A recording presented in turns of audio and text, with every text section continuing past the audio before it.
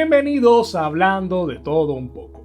Hoy vamos a embarcarnos en un viaje a través del tiempo para explorar algunas de las mayores crisis financieras de la historia, desde la Gran Depresión hasta las crisis más recientes de las últimas 2 décadas.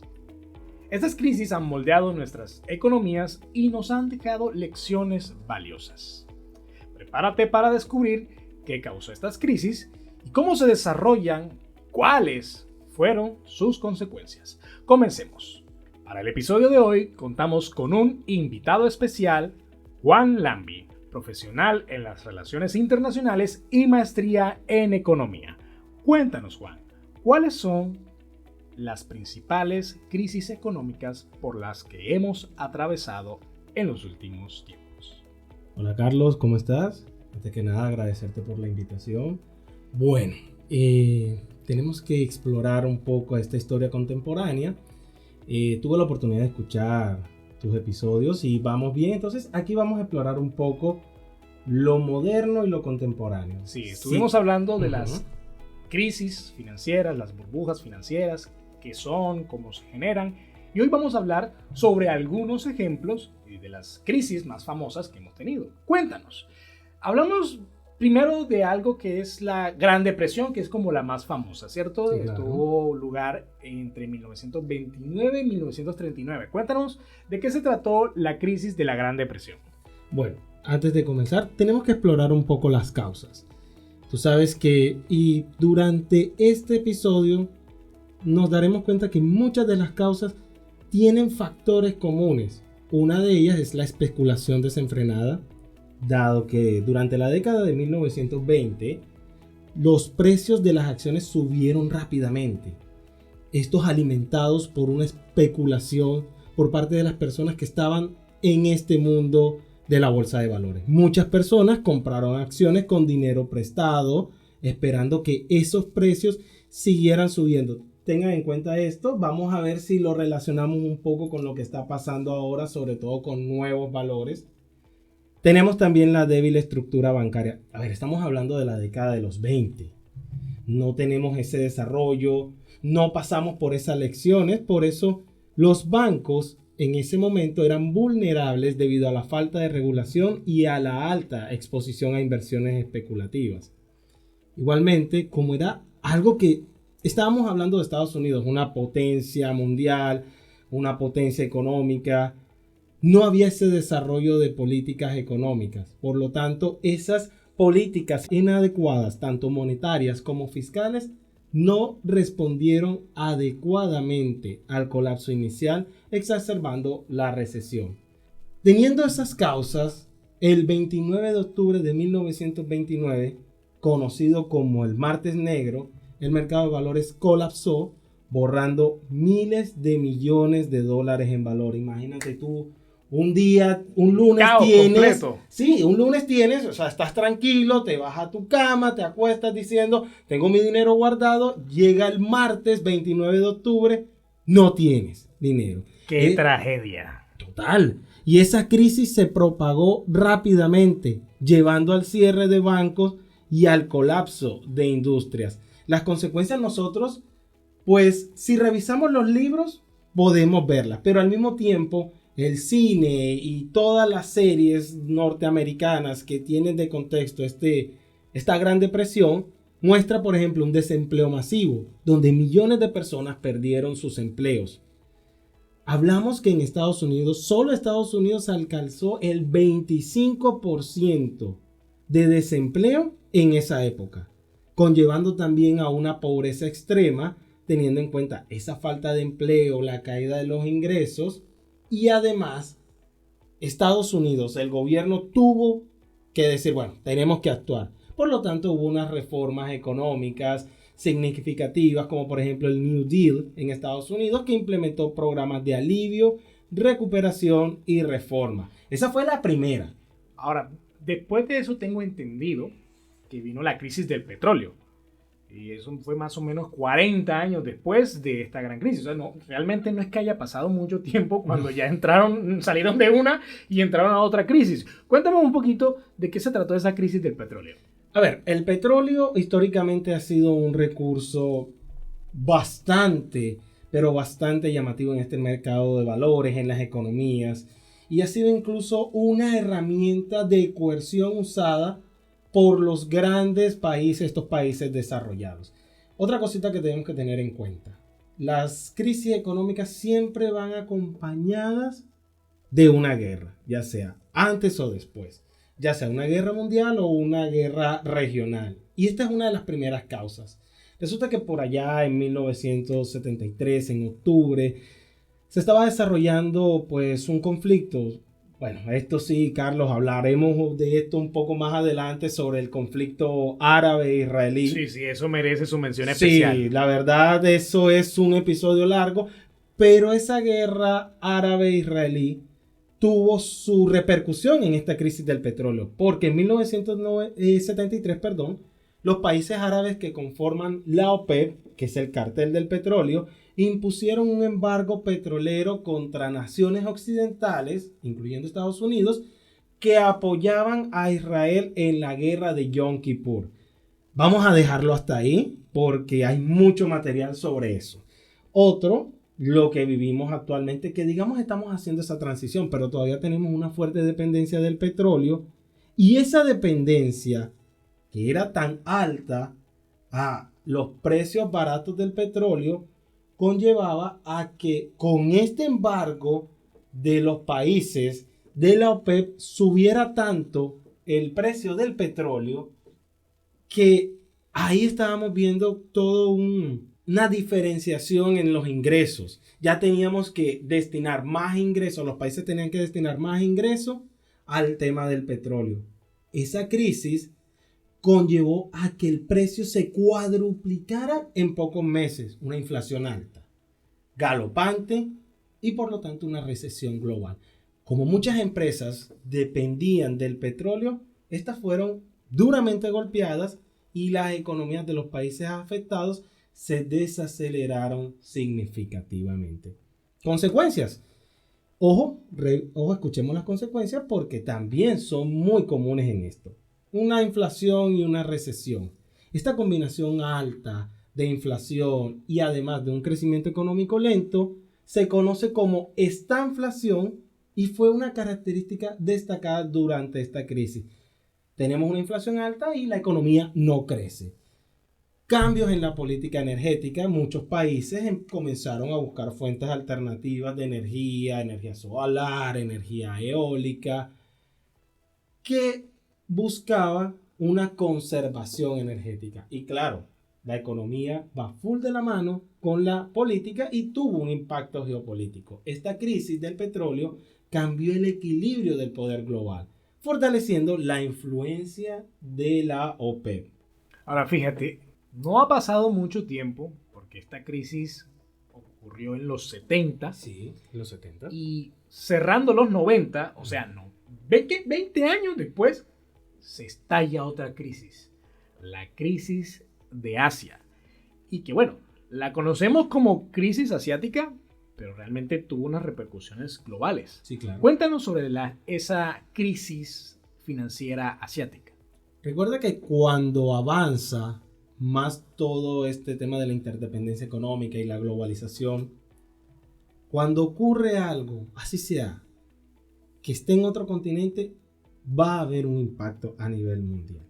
De hecho, hay una frase bastante llamativa que utilizamos en estos escenarios internacionales, sobre todo en la globalización, que dice: si Estados Unidos estornuda, el mundo le da gripa. Y esto ocurrió en las crisis asiáticas. Bueno, hablemos de qué ocurrió en Asia. Primero, tenían deudas externas elevadas, dado que muchos de estos países asiáticos acumularon grandes deudas externas denominadas en dólares estadounidenses. También teníamos déficits comerciales persistentes que hicieron que estos países fueran vulnerables a los cambios de flujo. ¿Qué queremos decir con déficits comerciales? Importábamos más que lo que exportábamos. Y hubo una fuga de capital. Esa pérdida de confianza en las inversiones, en la economía de tu país, hizo que muchas personas enviaran o sacaran su capital fuera de esas fronteras, lo que hacía que se devaluara más las monedas locales. Teniendo estas causas, se desarrolla la crisis que comienza en Tailandia con la devaluación de su moneda, el baht, se propaga rápidamente a otros países, incluyendo Indonesia, Corea del Sur, Malasia, donde existe una gran fortaleza en los mercados de valores. A ver, tenemos que tener claro algo. Cuando hablamos de mercado de valores siempre nos situamos en Nueva York, pero resulta que hay otras bolsas de valores con mucha importancia, diferentes a las de Nueva York, las de Londres, en Italia y en Asia. El mercado de valores es muy fuerte. Con esta crisis, este mercado se desploma y esas economías entran en recesión. Recesión económica que sufrieron muchos países en sus economías, con altos niveles de desempleo y quiebras empresariales. Tuvo que intervenir el Fondo Monetario Internacional o el FMI con paquetes de rescate. El mejor amigo de algunos y el peor enemigo de otros. Luego hablamos de eso. Aquí en Latinoamérica adoran el FMI. Paréntesis, sarcasmo. Impone medidas de austeridad y reformas estructurales. Reformas económicas que llevan a estos sistemas financieros y de gobernanza a cambiar todo este, digamos, aparato fiscal y monetario para poder salir de estas crisis. Muy interesante, Juan, pero bueno, ya hemos hablado de Estados Unidos, hemos hablado de Asia, pero resulta que en los 90 esa no fue la única crisis que hubo. Nosotros como colombianos nos antojamos y dijimos, vamos a tener nuestra crisis bancaria criolla. Y vino la crisis de los 90. Cuéntanos un poco sobre de qué se trató la crisis de Colombia. Por favor, aquí tiene que sonar el himno nacional porque no podíamos quedarnos atrás.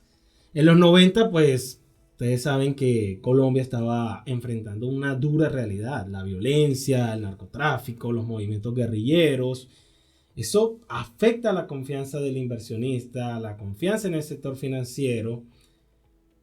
Y resulta que América Latina, no solamente Colombia, América Latina estaba enfrentando una crisis económica. Esa crisis a finales de los 90 afecta la actividad económica del país, dado que entra una capacidad de pago muy inferior a lo esperado por parte de los deudores. Esa poca capacidad de pago da como resultado una alta cartera vencida. Los bancos empiezan a acumular carteras vencidas, un aumento significativo en los préstamos no pagados, lo que debilita la salud financiera de las instituciones. Estamos hablando de los 90, no estamos hablando del nuevo milenio. Y además hay una falta de regulación efectiva. Es insuficiente esa regulación y la supervisión inadecuada permiten prácticas riesgosas en el sector bancario. Ojo, repito, estamos hablando de los 90, no estamos hablando de los 2000, estamos hablando todavía de los 90. Ya llegaremos allá. Exacto. A finales de los 90, varios bancos colombianos enfrentaron graves problemas de liquidez y solvencia. En 1998, esta crisis se agrava con la intervención de bancos por parte del gobierno, que incluye el cierre de algunas entidades y la reestructuración de otras. Los bancos que conocemos ahora, muchos de ellos sufrieron cambios, cambiaron de nombre, muchos se unificaron. Y si tú te das cuenta, tú revisas la historia de los bancos de los 90 y esa nostalgia que tú dices, pero ¿por qué ese banco ya no está? Es por esta misma crisis. Esta misma crisis que entra el gobierno a través de la creación del Fondo de Garantías de Instituciones Financieras, FOGAFIN, gracias, interviene para rescatar y reestructurar las instituciones afectadas, inyectando capital y garantías. Como toda crisis, también tuvimos una recesión y un desempleo, donde aumenta a incluso 2 dígitos el desempleo, lo que afecta significativamente la población. Mira y vuelvo, insisto, estamos hablando de los 90. Tuvo una reforma financiera, gracias apoyado al gobierno, donde se incluye la modernización de la supervisión bancaria y la implementación de medidas, si tuviera la oportunidad de esto sería en negrita, transitorias para mejorar la estabilidad del sistema financiero. O sea, mientras siempre. Exactamente. Una de las medidas más famosas que tiene lugar todavía es el impuesto del 4 por mil. Que empezó con 2 por mil. Empieza como 2 por mil. Como fue tan bueno, pasamos a 3 por mil y como resulta que son 4 pesos, la aumentamos a 4 por mil. Y algunos están pensando en aumentarlo hasta 8 por mil. Pero bueno, eso, gracias a Dios, todavía no. Todavía no.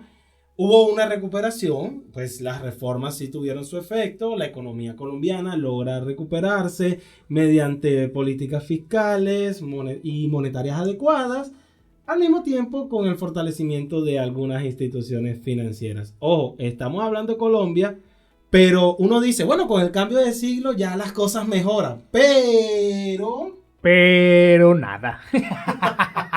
Llegamos a los 2000 y aparece una crisis con unos vecinos, nuestros vecinos argentinos, y se le conoció como la crisis del Corralito, que es de las más recordadas que hay en la historia de Latinoamérica. Cuéntanos, Juan, ¿de qué se trató este Corralito argentino? Bueno, empezando, recuerden que los argentinos siempre se creyeron, o se creen todavía los europeos de América Latina, pues tenemos nombres extravagantes, o sea, ellos, sin demeritar a nuestros oyentes argentinos, pues ellos siempre se han creído esa historia de que son lo más bacano de América Latina. Vayamos a las crisis. Esto se desenvuelve en los 90. Primero, hay una ley de convertibilidad de 1991 que ataba el peso argentino con el dólar estadounidense. Es decir, había una paridad. El peso valía lo mismo que el dólar. Eso restringe la capacidad del gobierno para manejar su política monetaria. Porque si tú decides que tu moneda va a ser igual a la del dólar, entonces tú no puedes hacer nada. Tienes que esperar a que, ¿qué hace Estados Unidos? Y tú tomar esas medidas para tener ese 1-1.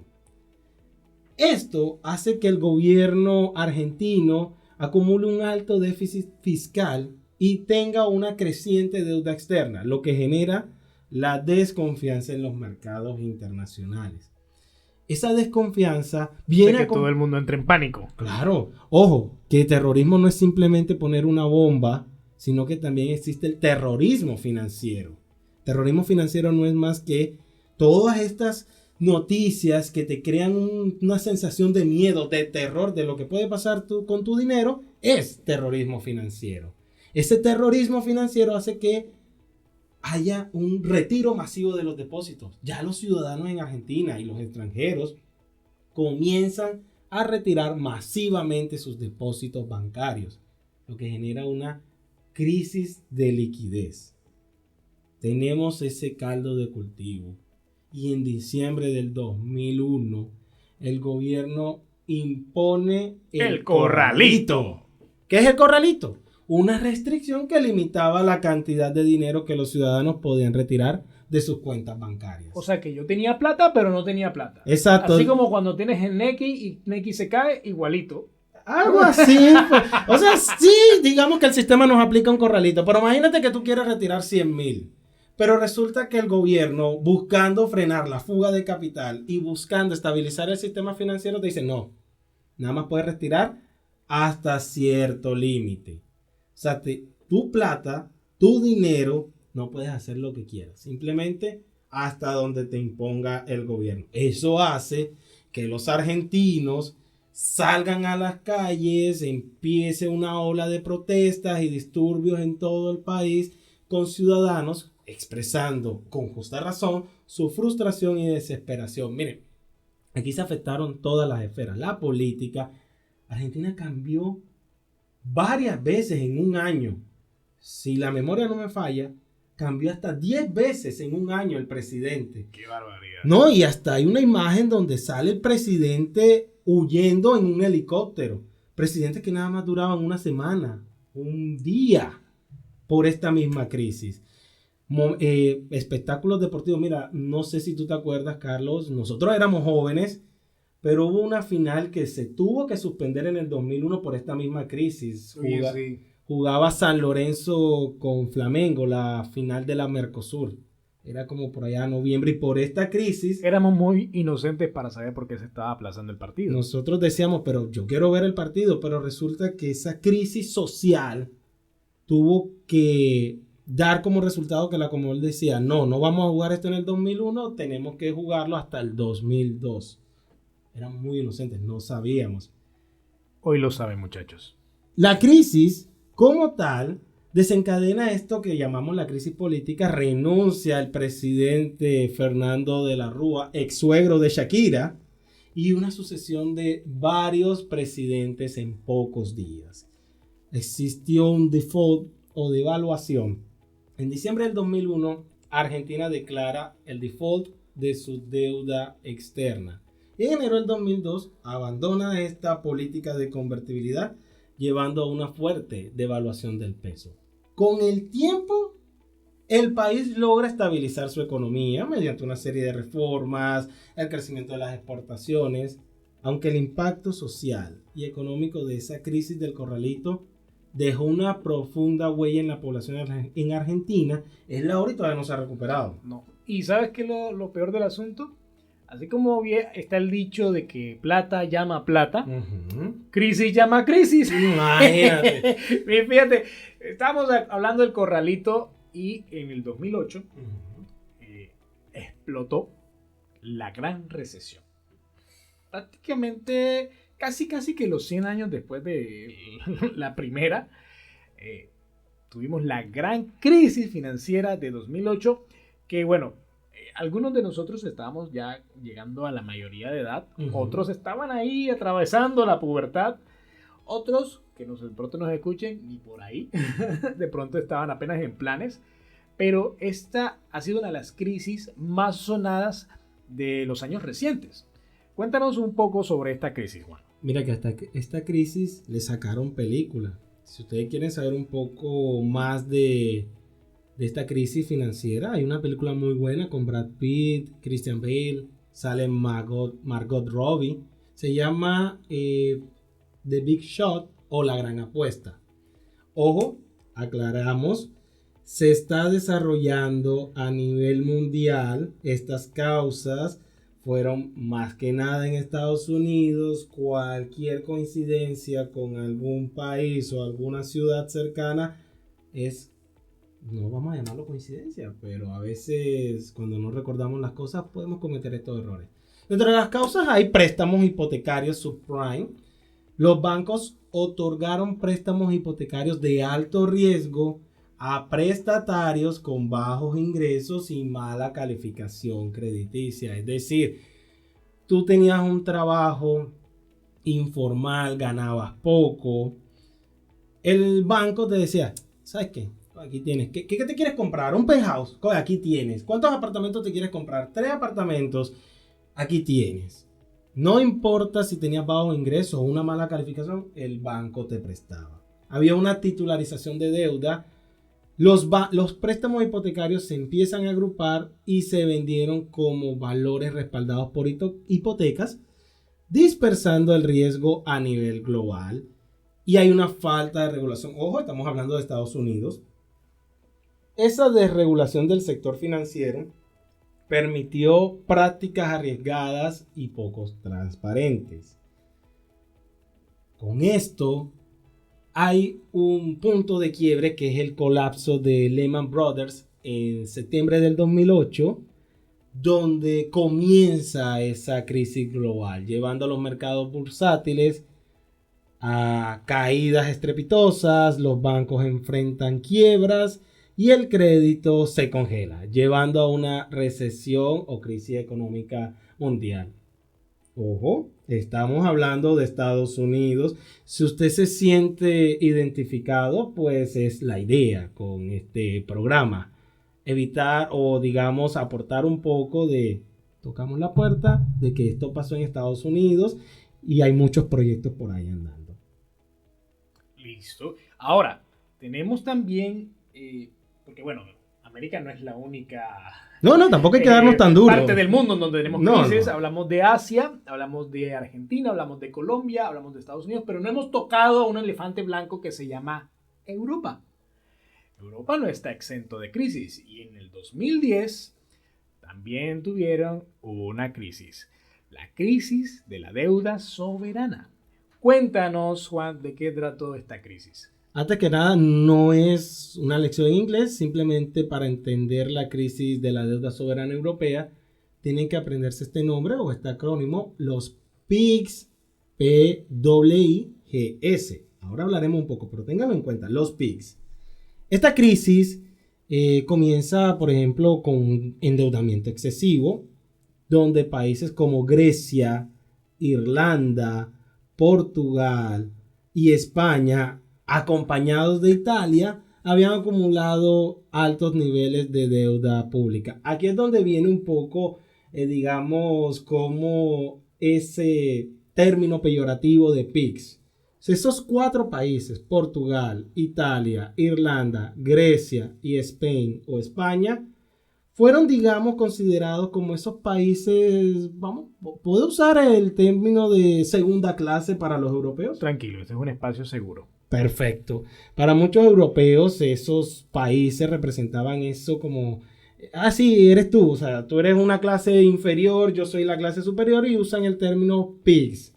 Ellos acumulan esas deudas, existe un déficit fiscal que hace que los países tengan esas dificultades para financiar sus deudas. No cobran, no recaudan los suficientes impuestos, además de una falta de competitividad que enfrentan algunos países debido a problemas estructurales que limitan su capacidad para competir en la economía global. Comienza la crisis por allá en Grecia. No nos remontamos a épocas de dioses mitológicos, no, nos remontamos hace poco. La crisis comienza en Grecia, donde se reveló que este país había subestimado significativamente su déficit fiscal, es decir, no le presta atención. Ahora, hay que aclararle a la audiencia que es un déficit fiscal. Es un déficit fiscal, palabras más, palabras menos, cuando el gobierno no recauda los suficientes impuestos para llevar a cabo algunas políticas públicas, para llevar a cabo programas sociales. Ese déficit fiscal... ¿Y hacen la famosa reforma tributaria? Por favor, no me toques esa nota, estamos hablando de otras cosas. Ok. Pero sí. La falta de confianza lleva a un aumento en los costos de endeudamiento para varios países europeos, donde se amenaza la estabilidad financiera de la región. Grave. Por favor. Claro que es grave porque dentro de las consecuencias, obviamente la Unión Europea entra a actuar junto con el Fondo Monetario Internacional, intervienen con paquetes de rescate para los países más afectados donde se imponen medidas de austeridad. Aquí se empieza un poco a resquebrajar esa armonía que existía en la Unión Europea. Donde todos eran amigos y todos eran chéveres y todos eran pero uno para otro y a ver, para Carlos, imagínate esto, que estemos aquí nosotros, pues pertenecemos a una misma unión, llámese familia, compañeros, y resulta que yo voy bien, yo tengo mis finanzas tranquilos, yo tengo buena capacidad de pago, pero resulta que tú no le paras bola a las cosas, no les prestas atención, ojo con ese tema fiscal, ojo que no estás recaudando los impuestos suficientes, ojo con las empresas, ojo con las personas naturales. Total, no llevas bien tus finanzas. Y resulta que tú entras en un impago, esas deudas que tú tienes que asumir para llevar a cabo programas sociales, llegan los señores, tocan la puerta y dicen, ¿cuándo me vas a pagar? Pasa en las mejores familias, ¿no? Imagínate, entonces... Resulta que como tú y yo somos parte de la misma familia y no te quiero ver mal porque si a ti te va mal, a mí me va bien, entonces me toca ayudarte a ti. ¡Qué belleza! Exacto. ¡Qué belleza! Eso mismo dijo países o grandes comunidades como Gran Bretaña y dice, qué belleza, yo llevo bien mi economía y estos señores que no le prestan atención a su economía, entonces ahora me toca rescatarlos a mí. No quiero. ¿Y si no quiero? Y si no quiero me salgo de esta unión. Así de sencillo. Palabras más, palabras menos. Esa fue la razón del Brexit. Inglaterra decía que le iba mejor solo que formando parte de la Unión Europea. austeridad y recesión, pues obviamente estas medidas de austeridad fueron importantes y hubo una reforma estructural. Esta crisis lleva a la implementación de reformas estructurales y a un mayor control fiscal en la eurozona. Tú dirás, ya listo, ya no hay más crisis, ya somos más curtidos, somos mayores. ¿Qué puede salir mal? Un bicharraco que se comen en China y se vuelve una pandemia. Ya, o sea, era lo último. Oye, a veces uno dice, ¿y yo para qué nací? O sea, yo me hubiese quedado quieto, tranquilo, no, pero me traen a mí. Y resulta crisis del 2008, crisis de la eurozona, COVID-19, Colombia pierde la final de la Copa América, pero hablemos del COVID-19. COVID-19, una de las mayores crisis económicas que, bueno, tuvo su origen dicen por ahí que alguien se comió un murciélago, ese murciélago generó virus y fue corriendo a todo el mundo. Pero bueno, eso no es lo realmente importante. Lo realmente importante en esta crisis fue todos los estragos que hizo a nivel de economías, porque fue una pandemia que nos obligó a estar encerrados. Tuvo impactos no solamente en la economía, sino en la salud mental e inclusive en la forma en cómo concebimos la vida hoy. Pero bueno, hoy nos vamos a centrar en los efectos económicos. Cuéntanos, Juan, ¿qué consecuencias hubo a nivel económico y financiero del COVID-19? Obviamente cuando a ti te confinan o te encierran, que te dicen usted no puede salir, no solamente no puede salir a un restaurante, no puede salir al parque, no. Tampoco puede salir a su trabajo. Usted no puede ir a su industria, usted no puede hacer compras, producir, no puede hacer compras. Y esas restricciones paralizan la actividad económica global. No estábamos preparados para un trabajo remoto. Bueno, muchos no estaban preparados.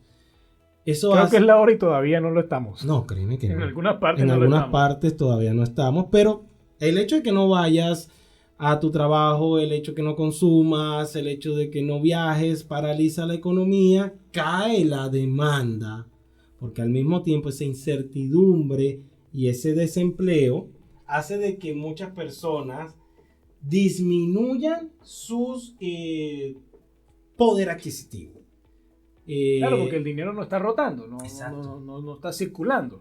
Cortas ese flujo para la demanda de bienes y servicios, se paraliza la economía. Además de que hay una interrupción en la cadena de suministros, donde se afecta la producción y distribución de bienes. O sea, todo se congela. Todo se congeló. O sea, estábamos encerrados, no consumíamos, sí, nos rendía la plata, pero nos rendía porque no gastábamos, no producíamos, y empieza a desarrollarse esta crisis rápidamente. A medida que la pandemia se extiende, los mercados bursátiles caen, el desempleo aumenta, las economías a nivel mundial entran en recesión, empiezan los gobiernos, se meten la mano en el bolsillo y toca aumentar el gasto público. Empiezan los estímulos, subsidio de la comida, los subsidio subsidios, del transporte, los servicios públicos, auxilios a los préstamos bancarios. Mira que a nosotros incluso nos disminuyó el aporte a la pensión. A nosotros incluso hubo una política... Pero que tocó pagarlo más tarde. Ah, sí, claro. Esa es otra historia. Pero sí, teníamos un poco más de poder adquisitivo con menos carga en temas de gasto. Disminuyó la gasolina. Eso es raro decirlo, pero disminuyó fuertemente la gasolina. Y hoy en día vivimos esos estragos. Sí, total. Consecuencias, obviamente todavía vivimos esas consecuencias donde hay una recesión global, la economía sufre una contracción significativa con millones de empleos perdidos y negocios cerrados. Si usted piensa que en Colombia estamos viviendo una crisis o una recesión económica, lo invito a revisar las economías de otros países. En Estados Unidos también ellos consideran que hay una recesión económica, en España consideran que hay una recesión económica. Antes de irse a Estados Unidos, revise otras opciones, porque esta recesión económica es global. Hay paquetes de estímulos. Muchos gobiernos y bancos centrales implementaron paquetes de estímulos sin precedentes para apoyar a empresas y trabajadores y un cambio en la economía. Sacando plata que luego los contribuyentes vamos a tener que pagar. Ya lo estamos pagando. ya lo estamos pagando. Pero bueno, a veces es bueno tener la información. Por eso es clave que conozcamos qué ha pasado históricamente para poder llegar a una importante conclusión. Y eso es importante porque, bueno, las crisis financieras avisan, ¿no? Es como cuando uno está enfermo, a ti te empieza a dar como un malestar, Claro. y ese malestar te avisa de que algo te va a pasar, como si te va a dar un infarto, de pronto te empieza a doler el brazo, y bueno, estos no son organismos, sí, orgánicos, perdón la redundancia, pero como organismos sociales, podemos mirar al pasado y ya hemos visto varias crisis. Hemos tenido que aprender algunas lecciones, ¿cierto? Y creo que es importante señalar cuáles son los indicadores de una crisis financiera. Podemos empezar, por ejemplo, con las quiebras de los bancos. Sí, claro. A ver, que un banco quiebre es el primer indicador. Esas quiebras o insolvencias de bancos es una importante señal de una crisis financiera.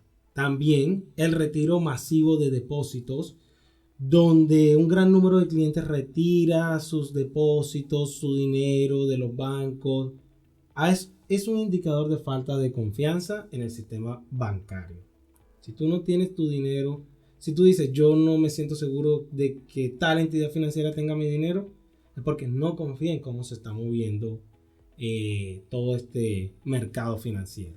También tenemos el incremento a la morosidad, donde si se evidencia un alto nivel de préstamos impagables o en mora, sugiere problemas en la insolvencia de prestatarios y bancos. Cuando también cae el mercado bursátil, eso incluso pasa eso pasó en la pandemia. Eso es otro indicador de que los mercados de valores reflejan la pérdida de confianza. Se repite bastante la palabra confianza porque es digamos, la característica clave en el mercado. Eso que te quería decir, o sea, el motor de todo esto de la economía y de los préstamos es la confianza. O sea, cuando hay confianza en el futuro, la gente hace inversiones, la gente se endeuda. Si yo saco de pronto un crédito a 90 cuotas, yo estoy haciendo de cuenta de que no me voy a morir en todo ese tiempo. Lo mismo con un carro o en una formación universitaria. Tú asumes que en ese tiempo no te va a pasar nada malo.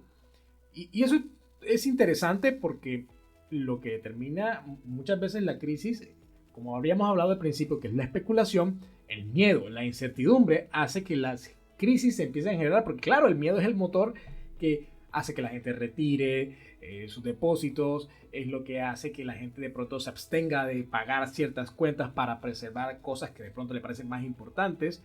Y bueno, creo que eso no es lo único, ¿cierto? Porque también está el tema de las tasas de interés, ¿no? Sí. A ver, algo clave que, digamos, desestimula los créditos, desestimula endeudarse, es cuando encuentras una alta tasa de interés. Esos incrementos rápidos en las tasas de interés indican que los bancos tratan de controlar el riesgo de crédito. Es decir, con la tasa de interés alta, indirectamente te está diciendo, ojo, no prestemos dinero en estos momentos, no tenemos ahora mismo... Hay que ahorrar, señores. Hay que ahorrar. Entonces desestimulan los préstamos. Eso también hace de que sea más difícil el acceso a los créditos. Un endurecimiento en esas condiciones de crédito o una contracción del crédito disponible para empresas y consumidores es una alerta de una crisis financiera. También tenemos la devaluación de la moneda, donde si existe esa depreciación rápida y significativa de la moneda, refleja nuevamente una crisis de confianza en la economía. Por eso muchas personas consideran el dólar como la moneda de mayor confianza a nivel mundial porque confían en la economía de Estados Unidos, como se confía en el 2008, como se confía en 1929. Y como sigue yendo la crisis.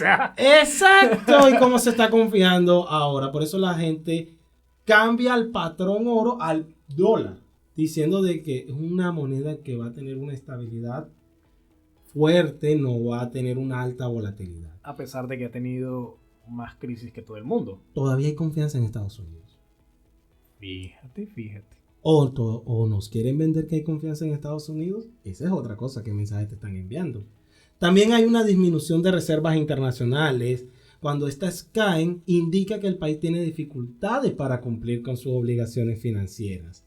Cuando hay una alta intervención del gobierno financiero, cuando hay un aumento en el riesgo del país según las calificadoras como Moody o Fitch and Rating, cuando hay una reducción en el flujo de capitales, cuando hay una crisis de liquidez, todo esto debemos tenerlo presente porque es una alerta.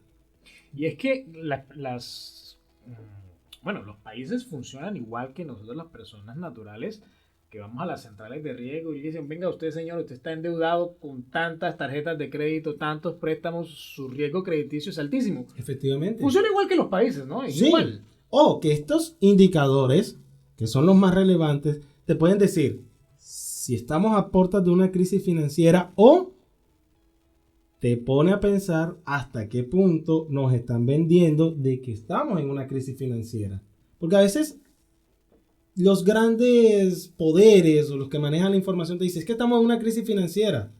Y simplemente porque... Pero ves que hay empleo, ves que la inflación está controlada, Exacto. ves que el dinero está circulando en los bancos, nadie está retirando su plata. ¿Dónde está la crisis? Y ves que están llegando más inversiones.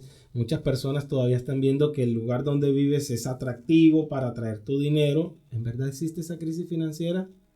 ¿En verdad estamos tan mal como nos los pintan? Buena pregunta. A todo esto, creo que podríamos mencionar 4 lecciones de todo lo que hemos hablado. Y bueno, creo que la primera de ellas sería la importancia de la regulación, ¿no? La regulación es súper importante, a pesar de que todavía estamos en el debate si que tenemos libre mercado, intervencionismo del Estado. Pues creo que la disciplina en economía más moderna o de pronto un poco más seria te dirá que no hay un punto extremo de decir que no hay que regular o todo hay que regularlo. No, debe haber un punto medio porque es un hecho de que debe haber regulación. De todo un poco, como el apellido del programa. Hablando de todo un poco. De todo un poco tiene que haber, no debemos jugar tanto a los extremos porque el libre mercado tiene sus fallas en la economía, creando desigualdades, consumo excesivo que hace que haya un impacto ambiental. Pero tampoco puede haber un intervencionismo del gobierno porque enseguida afecta la competitividad. A ver, si el gobierno te da todo, si el gobierno te subsidia todo, solamente te pregunto a ti. Si el gobierno te da alimento, te da salud, te da vivienda, te da educación, te da una manutención. ¿Para qué trabajo? Exactamente. Entonces no trabajo, me quedo quieto. ¿Y quién paga eso? Buena pregunta. ¿Quién paga? Bueno, eso es importante, ¿no? Hablar sobre la regulación del Estado. Lo segundo que habría que revisar, o segunda lección aprendida, es que la especulación tiene sus riesgos, ¿no? Tanto para lo bueno como para lo malo, ¿no? Una especulación desenfrenada o exceso de confianza hace que las burbujas financieras se inflen hasta que se exploten. Esto es contigo, criptomoneda. Así es, señores. ¡Ojo con eso! Bueno, y también está la especulación en el sentido negativo, ¿no? Que sí, claro. Cuando decimos que todo está en crisis, que todo está mal, entonces nadie quiere invertir, eso también estanca la economía. Total, cuando nosotros revisamos los indicadores y te dicen a ti, pero no estamos tan mal, pero crea esa sensación de que todo está mal, vuelvo y te digo, pierdes confianza y dices, yo por ahí no paso. Yo por ahí no me meto, déjame quieto, deja mi dinero guardado en un colchón. Ok, bueno, y a eso te habría que sumarle la necesidad de diversificación, claro, como tercera lección aprendida. De hecho, nosotros estamos viviendo eso ahora con el tema del petróleo. Colombia es un país que depende muchísimo, pero muchísimo de la industria de los hidrocarburos, en especial del petróleo. Claro. En la medida que nosotros podamos diversificar esas fuentes de ingreso, y ojo que esto también les aplica a ustedes, señores, Si usted tiene un solo trabajo, piense en diversificar, porque esa es una de las maneras en que podemos asegurarnos que cuando vengan las crisis, si escasea por un lado, por lo menos por el otro, podemos cubrir los huecos que se vayan abriendo. Es tan sencillo como decir, imagínate que tú vas a la tienda, te manda tu esposo, tu esposa, no, vamos a desayunar unos huevos, entonces compras una docena de huevos. Entonces digamos que para ahorrar, digamos, tiempo, tú dices, dámelos todos en una canasta de huevos. Listo, llevas tu canasta, se atraviesa una piedra, te tropiezas con la piedra, se caen todos los huevos. Imagínate qué pasa, te quedaste sin desayuno, porque todo tu desayuno estaba en una sola canasta. Pero si dices, bueno, como yo sé que es mucho, me llevo 6 y vengo ahora por los otros 6. Pasa la situación, te tropiezas con la piedra, nada más se te cayeron 6 huevos. Se te cayó una cantidad. Tonto y necio si te vuelves a caer, ¿no? Ah, no, sí, obvio. Si te encariñas con la piedra ya tienes un serio problema. Pero resulta que a pesar de que se te cayeron la mitad de los huevos, aún así tienes desayuno. Es lo mismo. Si tienes diferentes fuentes de financiación o de ingresos, pierdes una, pero aún te quedan las otras que te respaldan. Esa es la clave de la diversificación de los ingresos. Ahora viene otro punto, y sería la última lección aprendida, aunque, claro, esto es más que todo a nivel institucional, y es que los gobiernos deben ser rápidos en dar respuesta y sobre todo coordinados. Claro. El papel del gobierno, aunque muchos liberales, extremadamente liberales, digan que el Estado no es importante, el Estado es supremamente importante dentro de las decisiones que toma para un país. ¿Qué podríamos decir de las respuestas rápidas y coordinadas que tienen los países?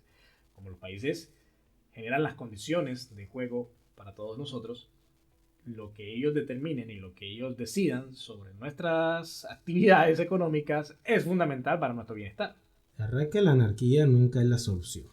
Siempre tiene que haber un orden natural de las cosas, tiene que haber ciertas normas. Es que en el mundo hay normas, hasta para la anarquía hay normas. Increíblemente, todos los procesos anárquicos siguen algún tipo de patrones o conductos. Tiene que haber un engranaje entre las leyes, entre el poder ejecutivo, entre el poder judicial, para enfrentar rápidamente o para dar respuesta rápida a una crisis. Se le abona al gobierno anterior que tuvo una rápida reacción a la crisis del COVID-19.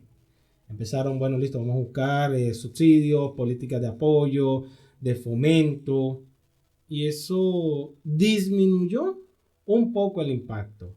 Pero en la vida tienen que haber respuestas rápidas ante situaciones problemáticas o ante las crisis. Las crisis financieras han dejado una huella duradera en la historia económica y nos han enseñado varias lecciones. Comprender sus causas y sus consecuencias es esencial para evitar que se repitan en el futuro. Esperamos que hayas disfrutado de este episodio y que ahora tengas una mejor comprensión de lo que son estas crisis en la historia. No olvides seguirnos en nuestras redes sociales y suscríbete para más episodios fascinantes. ¡Hasta la próxima!